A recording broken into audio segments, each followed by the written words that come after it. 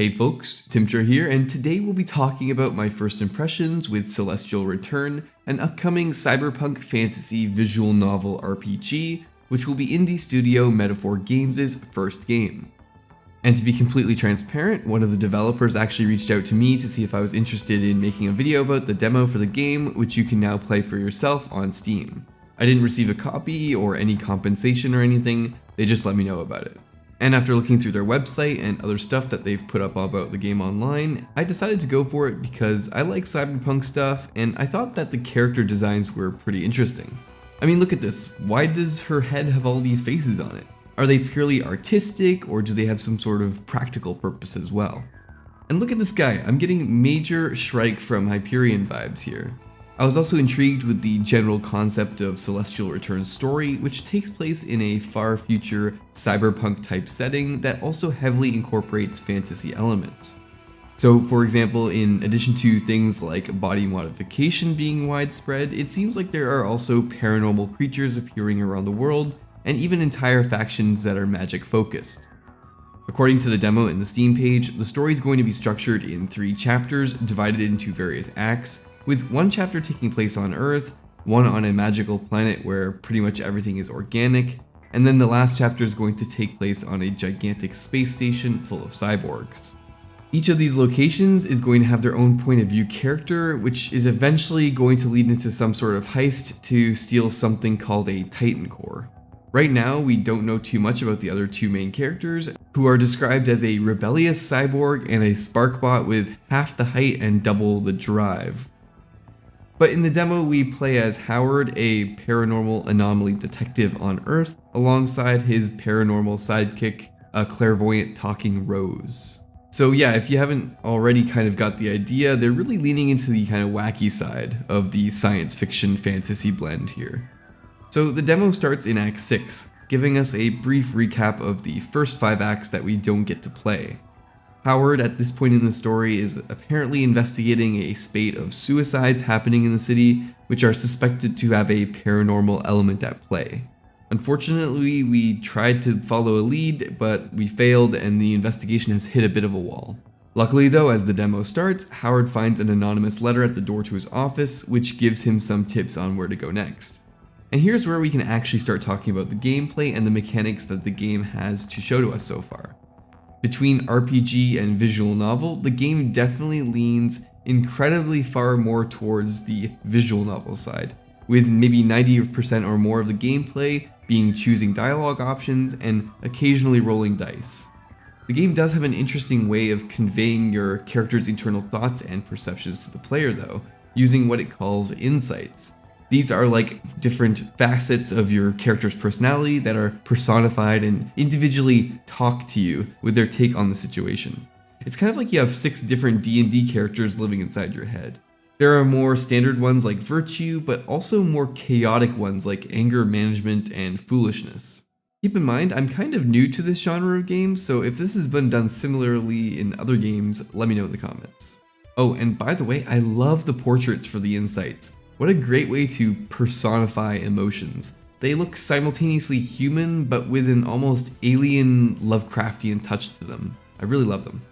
You can also react to situations using these insights on top of the normal dialogue options you've been given. If you choose the virtuous option, for example, your character will respond in a very pragmatic and benevolent way, whereas with the anger management option, ironically, you'll be much more aggressive.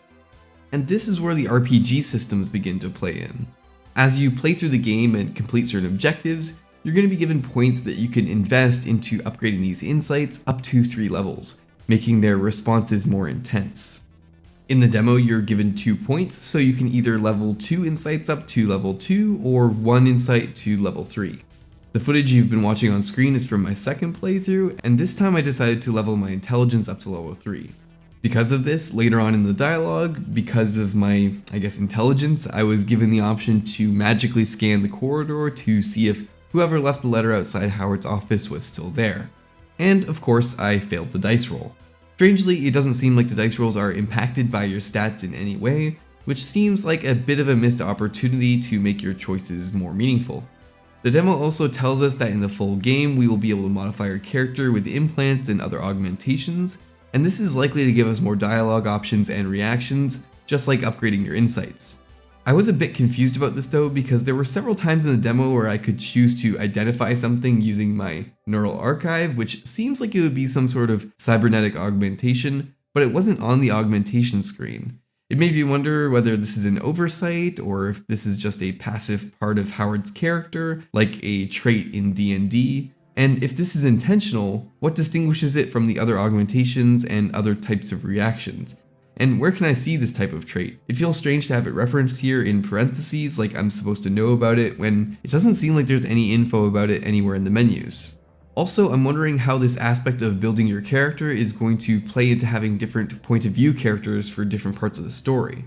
If I take the view of another main character later in the story, are my choices with how I build Howard going to reflect how he reacts when he's an NPC in my party? Or am I still going to be able to control his reactions? This is assuming, of course, that the main characters even do group up at some point. Maybe that isn't what happens. Anyway, after determining where to go from the letter, you get your first experience with the overworld, which is designed to look very much like a physical game board with your character moving about like a game piece across it.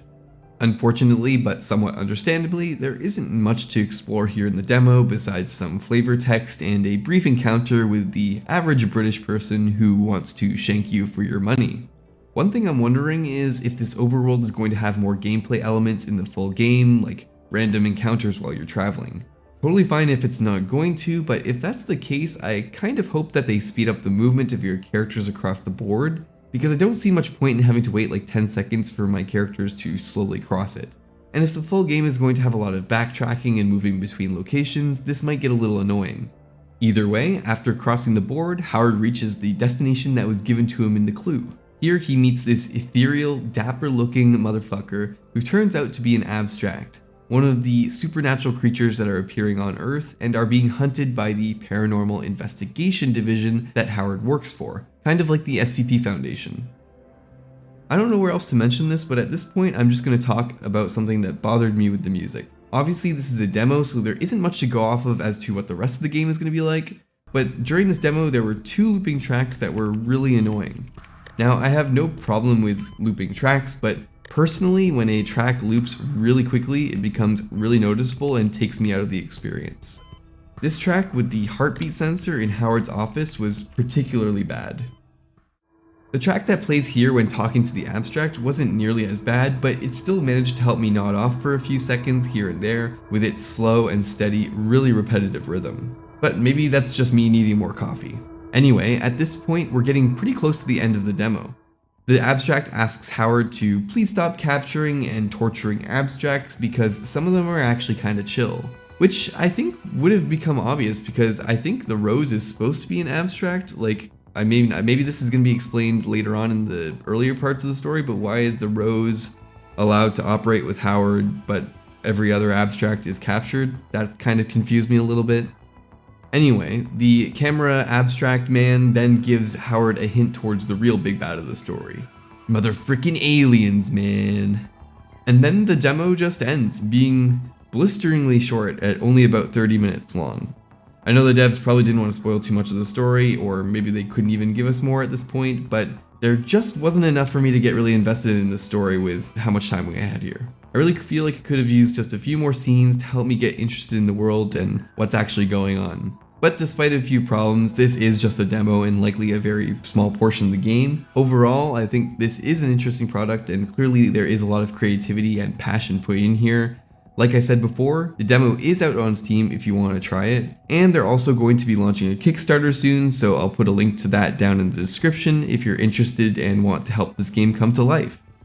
Anyway, that's all I have to say for now. Thanks for watching this video. If you liked it, it would really help me to scroll down and do all the YouTube stuff that helps out with the algorithm. And thank you to Metaphor Games for reaching out to me about this project. Really appreciate it. Alright, see you guys in the next one. Bye.